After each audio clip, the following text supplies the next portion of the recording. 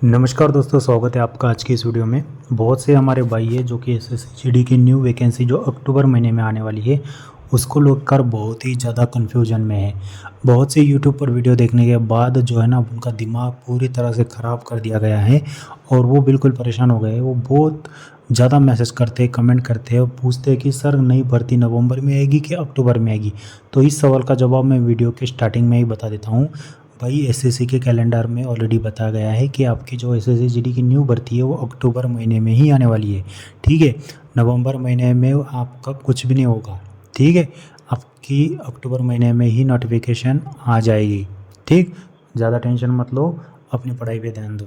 फालतू की वीडियो देखने से अच्छा है अपना वो टाइम आप अपनी एग्ज़ाम में दो, अपनी पढ़ाई में दो। आपको उसमें नंबर लाने हैं अच्छे खासे, क्योंकि एसएसजीडी के एग्ज़ाम में अभी नेगेटिव मार्किंग शुरू हो गई है, पता है आप लोगों को। ठीक है, पहले तो नहीं था। तो एसएसजीडी की जो नई भर्ती है वो नवंबर में नहीं, अक्टूबर में ही आ जाएगी। तो आज की इस वीडियो में हम जो नई भर्ती आने वाली है अक्टूबर महीने में, मतलब इसी महीने में, तो उसकी पदों की संख्या कितनी होगी, आयु क्या लगेगी, मतलब एज लिमिट क्या होगी, सिलेबस क्या होगा, सैलरी कितनी मिलेगी, एग्ज़ाम पैटर्न क्या होगा, योग्यता क्या होगी, सिलेक्शन प्रोसेस क्या होगा, पोस्ट प्रेफरेंस क्या होगा, ऐसे कम से कम 8-9 सवालों के जवाब मैं आपको इसी वीडियो में देने वाला हूँ। वीडियो मोस्ट इम्पॉर्टेंट है, पूरी देखना। और इस वीडियो को देखने के बाद आपको एसएससी जीडी की न्यू भर्ती जो आ रही है उसके बारे में कोई भी डाउट नहीं रहेगा, कुछ भी आपको सवाल नहीं रहेगा। तो सबसे पहला जो आपका सवाल था कि पदों की संख्या कितनी होगी, तो इस सवाल का जवाब मैं आपको एकदम सिंपल भाषा में बता देता हूँ। देखिए, मुझे घुमा फिरा के बताना नहीं आता, ना मैं कोई फेक जानकारी देता हूँ, ना फेक नोटिफिकेशन दिखा के आप लोगों को गुमराह करता हूँ। मेरे को ये आता भी नहीं है, मैं कभी करता भी नहीं हूँ और मेरे को ज़रूरत नहीं, क्योंकि मैं डिपार्टमेंट का आदमी हूँ। मेरे पास जो जानकारी आती है मैं आप लोगों के साथ शेयर करता हूँ और अपने एक्सपीरियंस आप लोगों को बताता हूँ। ठीक है, क्योंकि आप जो भर्ती अभी देने जा रहे हो या जो दे रहे हो उस रास्ते से मैं ऑलरेडी गुजर चुका हूँ। ठीक है, मेरा खुद का सिलेक्शन एसएससी जीडी की भर्ती में हो रखा है, तो मैं आप लोगों को ऐसे गलत जानकारी बिल्कुल नहीं दूंगा। तो पदों की संख्या मुझे खुद पता नहीं है, एसएससी अपनी ऑफिशियल नोटिफिकेशन जारी करेगा, उसमें पदों की संख्या बताई जाएगी। वो मैं आपको अपने वीडियो के थ्रू बता दूंगा कि कितने पदों की संख्या है। ठीक है, आप सिर्फ अपनी एक पोस्ट के लिए अपनी तैयारी करो, जी जान लगाओ, मेहनत करो, अपने माँ बाप का सपना साकार करो। ठीक है, पद 1000 आए, 2000 आए, 25,000 आए, 50,000 आए, उससे हमें कोई मतलब नहीं है।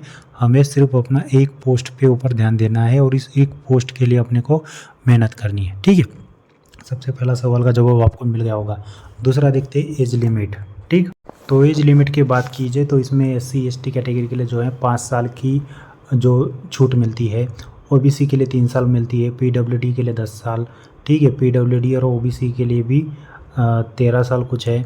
एक सर्विसमैन के लिए 3 साल है अगर वो अपना सर्विस करके आता है तो। ठीक, और ऐसे ही मतलब जो भी है कैटेगरी वाइज इन्होंने पूरा बता दिया गया है। ठीक है भाई, तो अगर आपकी एज लिमिट जो है 18 साल कंप्लीट हो गई है और आपने 10वीं पास कर ली है तो आप इस जो भर्ती है इसके लिए आप आवेदन कर सकते हो और इसके लिए ऑनलाइन फॉर्म भर के आप इस भर्ती में शामिल हो सकते हो। ठीक है, अगर आपकी एज 18 साल हो गई है तो, और उसके बाद आपका डॉक्यूमेंट वेरिफिकेशन होगा, मेडिकल होगा, फिजिकल होगा, रिटर्न होगा, ये सारी प्रक्रिया चलती रहती है जब जैसे आप ऑनलाइन आवेदन कर देते हो तब। ठीक, एज लिमिट का जो आपका कन्फ्यूजन था मैंने बता दिया कि एज लिमिट क्या होगी। ठीक है, तो दोस्तों पदों की संख्या और एज लिमिट के बारे में हमने बात कर दी। अब हम बढ़ते हैं सिलेबस की तरफ। ठीक है, तो सिलेबस क्या होगा, आपको एग्ज़ाम में क्या पूछा जाएगा उसके बारे में जान लेते हैं। अब सिलेबस की बात ही कर रहे हो तो पहला जो आपका सब्जेक्ट है जिसमें आपको 20 क्वेश्चन पूछे जाते हैं और मैक्सिमम मार्क्स उसके 40 होते हैं। ठीक है, और वो है रीजनिंग का। ठीक है, रीजनिंग में आपके 20 क्वेश्चन होते हैं जिसके लिए 40 नंबर आपको मिलते हैं। दूसरा है आपका जनरल नॉलेज के पर जो क्वेश्चन आते हैं जनरल अवेयरनेस के, उसमें भी सेम टू सेम 20 क्वेश्चन होते हैं आपके और आपको 40 मार्क मिलते हैं। और ये पूरा जो एग्ज़ाम है इसके लिए 60 मिनट का टाइम मिलता है। ठीक है, फिर आपका आता है मैथ के क्वेश्चन, उसमें आपके 20 क्वेश्चन होते हैं और 40 नंबर सेम टू सेम। और इंग्लिश और हिंदी ये दोनों होते हैं, इंग्लिश ग्रामर या हिंदी ग्रामर। तो इन दोनों में से जो हिंदी व्याकरण होता है और इंग्लिश ग्रामर होता है, इन दोनों में से कोई भी एक चुन सकते हो आप। उसमें आपके जो आपको हिंदी अच्छी आती है तो आप हिंदी चुन लीजिए, इंग्लिश अच्छी आती है तो आप इंग्लिश चुन लीजिए। आपको उतने ही 20 क्वेश्चन आने हैं, उसके 40 नंबर। टोटल आपके जो है 80 क्वेश्चन हो जाते हैं, 160 नंबर हो जाते हैं और उसमें आपको टोटल 60 मिनट का समय मिलता है। और ये जो एग्ज़ाम होता है वो कंप्यूटर बेस्ड एग्ज़ाम होता है। आपको कंप्यूटर पे बैठ के आपको ये एग्ज़ाम देना होता है, ठीक है, जिसमें आपकी नेगेटिव मार्किंग भी होती है दोस्तों, ठीक है। 0.25% की नेगेटिव मार्किंग इसमें होती है। ये हो गया अब हमारी सिलेबस की बात। अब इस एग्ज़ाम में जो हिस्ट्री से क्या क्या क्वेश्चन पूछे जाएंगे, ठीक है, जो जीएस का जो पूरा सब्जेक्ट है उसमें क्या क्या पूछा जाता है, ठीक है, हिस्ट्री से, मध्य इतिहास से, आधुनिक इतिहास से, geography, static, GK, science, current affairs, polity में जो भी क्वेश्चन पूछे जाते हैं ना, उनके टॉपिक वाइज ये सारे फ़ोटोज़ है, ठीक है। ये मैं अपने ग्रुप में शेयर कर दूंगा, अपने टेलीग्राम ग्रुप, व्हाट्सएप ग्रुप में इनको शेयर कर दूंगा, वहाँ से भी आप इनको डाउनलोड करके देख सकते हो, ठीक है। हिंदी, रीजनिंग, अंग्रेज़ी और गणित के जो जो सब्जेक्ट है, ये सब्जेक्ट होते हैं, ठीक है। आप यहाँ पे पढ़ सकते हो। रीजनिंग में अंकगणितीय संख्या श्रृंखला, संबंध, अवधारणाएँ, समानताएँ और भेद, स्थानिक दृश्यावलोकन, ठीक है। और सामान्य जागरूकता में आपके खेल, इतिहास, संस्कृति, भूगोल, आर्थिक परिदृश्य, सामान्य नीति, भारतीय संविधान, वैज्ञानिक अनुसंधान, ठीक है। हिंदी ग्रामर में भी आपके दो देख सकते हो कि आप अनेकार्थ के लिए शब्द, वाक्य शुद्धि, अशुद्ध वाक्य, शुद्ध वाक्यगत अशुद्धि का कारण, और हिंदी शब्द उपगर्ता, प्रत्यक्ष, पर्यायवाची शब्द, मुहावरे, लोकनुक्तियाँ वगैरह वगैरह वगैरह की, और औसत, प्रतिशत, दिलचस्पी, लाभ और हानि, छूट, ये सारे गणित के आपके क्वेश्चन आते हैं। अंग्रेजी में भी आप यहाँ पे देख सकते हो, ठीक है। और यही सारे फ़ोटोज़ मैं आपको अपने टेलीग्राम ग्रुप में अपलोड कर दूँगा, यहाँ से आप देख लेना।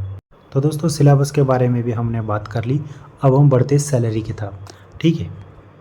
तो दोस्तों सैलरी की बात ही कर रहे हैं तो ये आप पहले ये जान लीजिए कि एसएससी जीडी की भर्ती में ना 7-8 पैरामिलिट्री फोर्सेस होती है, जैसे BSF, CRPF, SSB, ITBP, Assam rifle और भी बाकी, ठीक है।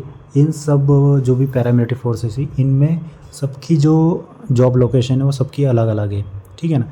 जैसे एसएसबी आपकी नेपाल और भूटान बॉर्डर पे रहती है, बीएसएफ आपकी पाकिस्तान बॉर्डर पे रहती है, आईटीबीपी आपकी चाइना बॉर्डर पे रहती है, और सीआरपीएफ नक्सलाइट और मिलिटेंसी एरिया में रहती है, और आसाम राइफल जो है वो अपनी नॉर्थ ईस्ट में रहती है नक्सलाइट एरियाज़ में। तो सबकी जो सैलरी बनती है दोस्तों वो बहुत ही डिफरेंट बनती है, मतलब हर किसी की अलग अलग होती है। सीआईएसएफ को पकड़ लीजिए, ये ज़्यादातर सिटियों में रहती है, ठीक है, और जैसे मेट्रो, एयरपोर्ट्स और इंडस्ट्रियल एरिया जहाँ होता है वहाँ पे तो इनकी सैलरी कम होती है, सबसे पहले बता दे रहा हूँ, ठीक है, क्योंकि ये सिटी में रहते हैं, शहर में रहते हैं, इसलिए इनकी सैलरी कम होती है। लेकिन जो आईटीबीपी है या बीएसएफ है, ये क्या है, बॉर्डर पे रहते हैं, तो इनको जो है एक्स्ट्रा अलाउंसेस मिलते हैं, तो इस कारण से इनकी सैलरी बढ़ जाती है, ठीक है। तो सैलरी जो है ना, तो किसी की जैसे सीआईएसएफ की पकड़ लो तो 32-33 हज़ार तक सैलरी जाती है। बीएसएफ की अगर माने तो इनकी सैलरी जैसे अगर बॉर्डर पे है तो 50,000 प्लस जाती है, आईटीबीपी की 50,000 प्लस जाती है, एसएसबी नेपाल भूटान बॉर्डर पे रहती है तो इनकी भी 50,000 प्लस चली जाती है, ठीक है। ऐसे मतलब बहुत से फैक्ट होते हैं, कुछ अलाउंसेस होते हैं, सरकारी डिडक्शन होते हैं, ऐसे बहुत से ये चीज़ें उसमें बेसिक सैलरी के साथ डीए, एचआरए और भी दूसरे अलाउंसेस जुड़ जाड़ के जो है ना, बाकी पैरामिलिट्री फोर्सेस की 55,000 60,000 भी चली जाती है, और जो नॉर्मल एरिया में रहेंगे, ठीक है। सीआरपीएफ की भी सैलरी बहुत अच्छी होती है क्योंकि उनकी ड्यूटी भी बहुत ही मतलब जैसे मिलिटेंसी एरिया हो गया, नक्सलाइट एरिया हो गया, इन जगहों पे ड्यूटी करती है, इसलिए इनकी सैलरी भी थोड़ी ज़्यादा हो जाती है, क्योंकि इनको जो भी हार्डशिप अलाउंस मिलते हैं या जो भी रिस्क अलाउंस मिलते हैं, ठीक है, जहाँ पे बहुत ज़्यादा रिस्क होता है ना, वहाँ पे वो रिस्क अलाउंसेस मिलते हैं, इसलिए इनकी सैलरी ज़्यादा बढ़ जाती है। तो सैलरी की मैंने तो बता दिया आपको कि जितनी नॉर्मल ड्यूटी रहेगी उतनी कम सैलरी, जितनी ज़्यादा टफ ड्यूटी होगी उतनी सैलरी ज़्यादा बढ़ जाती है, तो वो 50, 60, 65 हज़ार तक भी चली जाती है, ठीक है। एग्ज़ाम पैटर्न क्या होगा तो मैंने आपको पहले ही बता दिया। एसएससी जीडी का जो एग्ज़ाम पैटर्न है उसके जो कितने क्वेश्चन आएंगे, कितने मार्क्स होंगे, कितने नंबर्स होंगे, नेगेटिव मार्किंग होगी, इस बारे में मैंने पहले ही बता दिया, ठीक है। कंप्यूटर बेस्ड एग्ज़ाम होगा आपका, फिर उसके बाद आपका पीएटी और पीएसटी होता है, मतलब फिजिकल एफिशिएंसी टेस्ट वगैरह होते हैं और फिजिकल स्टैंडर्ड्स टेस्ट होता है। फिर बाद में आपका डॉक्यूमेंट वेरिफिकेशन होता है, फिर आपका मतलब मेडिकल और डॉक्यूमेंट वेरिफिकेशन, ये तीनों प्रोसेस होती है, और आरएमई, ये तीनों प्रोसेस होती है। फिर लास्ट में फाइनल मेरिट बनती है। ठीक है, ये इस प्रकार से आपका सिलेक्शन प्रोसेस होता है। अब बात करते हैं इसकी योग्यता, जो एलिजिबिलिटी क्राइटेरिया होता है वो हम देख लेते हैं। तो इसका आंसर है, एज लिमिट जो है उसका 18 से 23 साल के जो कैंडिडेट है वो ऑनलाइन आवेदन कर सकते हैं।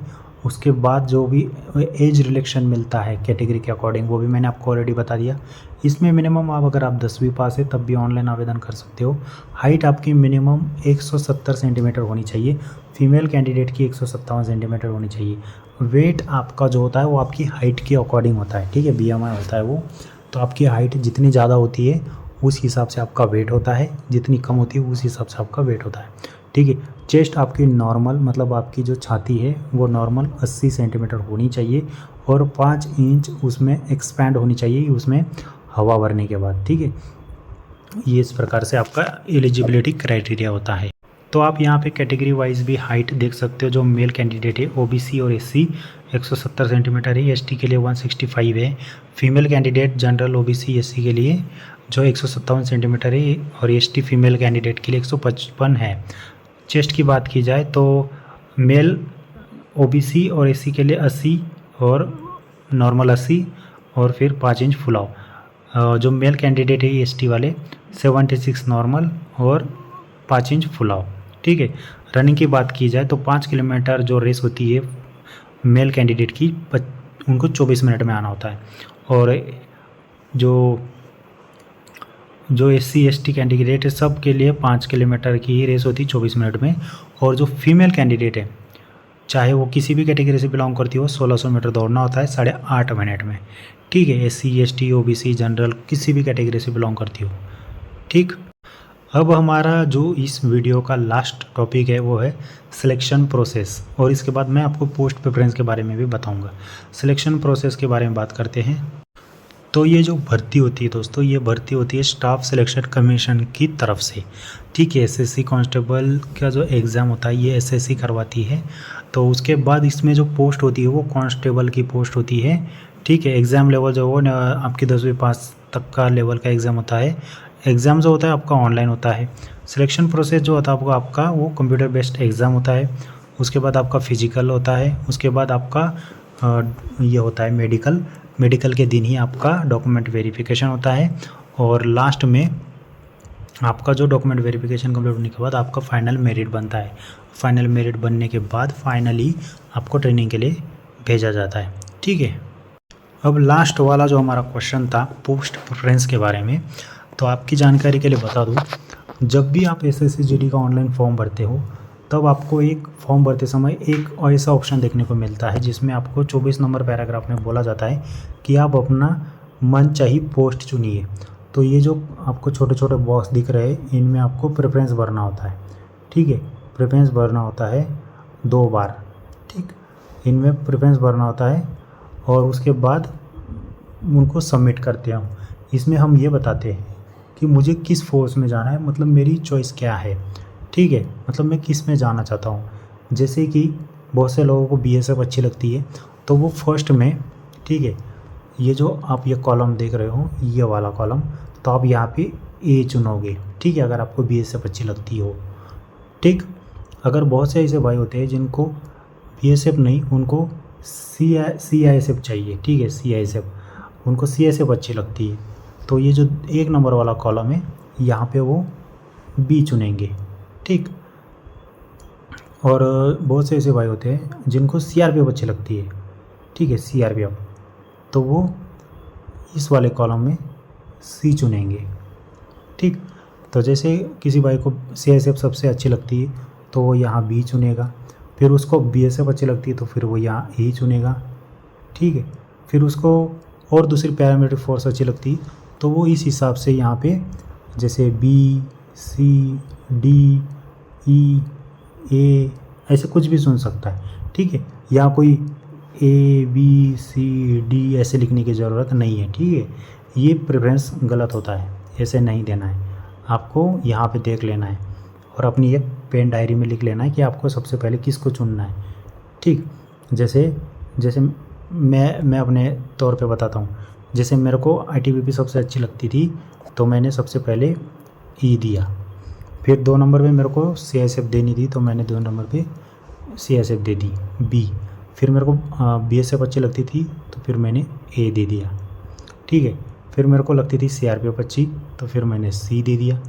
फिर CISF के बाद मेरे को असम राइफल अच्छी लगती थी, फिर मैंने एफ दे दिया। ठीक है, इस प्रकार से प्रेफरेंस देते हैं। तो प्रेफरेंस देते टाइम आप ये जान लेना कि BSF के लिए क्या कोड है, ठीक है, CISF के लिए क्या कोड है। तो वो सारे कोड आपको यहाँ दिख रहे होंगे और उनके नाम यहाँ सामने लिखे हुए हैं। ठीक है भाइयों, तो ये पोस्ट प्रेफरेंस ऑनलाइन फॉर्म भरते समय बड़े ध्यान से भरना, हाथ जोड़ के विनती है। लास्ट में आप बहुत ज़्यादा कंफ्यूज होते हो, बहुत ज़्यादा परेशान होते हो कि सर मेरे को तो CISF में जाना है, लेकिन मैंने गलती से CRPF डाल दिया है या मैंने सी डाल दिया है, मेरे को पहले बी चाहिए था, क्या पोस्ट प्रेफरेंस चेंज कर सकते हैं। ऐसे मैसेज बहुत ज़्यादा आते हैं, इसलिए मैं अपने एक्सपीरियंस से बता रहा हूँ, ऐसा मत करना। पहले ही फॉर्म भरते समय पोस्ट प्रेफरेंस के बारे में जानकारी ले लेना और अपनी चॉइस के अकॉर्डिंग पोस्ट प्रेफरेंस देना। ठीक है, ऑनलाइन फॉर्म भरते समय। हाँ, ये तो मिलना ऊपर वाले के ऊपर है और आपके नंबर के ऊपर है कि आप एग्ज़ाम में कितने अच्छे नंबर लाते हो, और आपके नंबर्स के अकॉर्डिंग ही आपका प्रेफरेंस देखा जाता है और आपको एक पोस्ट दी जाती है। ठीक है, सबसे ज़्यादा मेरिट जो जाता है वो CISF का चला जाता है, और नहीं तो फिर एच का जाता है, जो सेक्रेटेरिएट सिक्योरिटी फोर्स होता है या नारकोटिक डिपार्टमेंट का जो फोर्स होता है उनका जाता है। ठीक है, एच का, ये जो नीचे ये एच देख रहे हो इनका, या जी का है, इनका सबसे ज़्यादा चला जाता है। तो NCB SSF वगैरह जो है इनका जो मेरिट सबसे हाई जाता है। तो इसके लिए आपको नंबर भी अच्छे होने चाहिए और आपने फर्स्ट प्रेफरेंस भी इसी को दिया है तो आपको मिल जाती है। लेकिन अगर आपको नंबर्स भी अच्छे हैं लेकिन इन पोस्टों के अकॉर्डिंग थोड़े कम है नंबर, तो आपको नेक्स्ट प्रेफरेंस के लिए सोचा जाता है आपके बारे में। फिर नेक्स्ट में अगर आपके नंबर बैठते हैं नेक्स्ट प्रेफरेंस में तो आपको दे दिया, नहीं तो अदरवाइज़ थर्ड नंबर का प्रेफरेंस देखा जाता है आपका। ठीक है, यहाँ पे आप जितने भी प्रेफरेंस चुनोगे, ठीक है, जैसे B, C, A, D, E ऐसे चुनोगे तो पहले वाला पोस्ट का नंबर देखेंगे, अगर नहीं मिलता तो फिर दूसरे नंबर पे जाते, अगर इसमें भी नहीं बनता तो फिर तीसरे वाले के बारे में, इसमें भी नहीं बनता फिर चौथे वाले में, ऐसे करते करते यहाँ लास्ट तक आते हैं और जो पोस्ट आपके नंबर्स के अकॉर्डिंग आपको मिल रही है वो आपको दे दी जाती है। ठीक है, वो अलॉट कर दी जाती है। तो इस प्रकार से आपको जो है पोस्ट प्रेफरेंस देना है सोच समझ के, और ऑनलाइन फॉर्म भरते समय कोई भी गलतियाँ नहीं करनी। तो आज की इस वीडियो में मैंने आपको SSC GD भर्ती के बारे में कंप्लीट जानकारी दे दी है, जिसके बारे में अभी आपका कोई भी डाउट नहीं रहा होगा।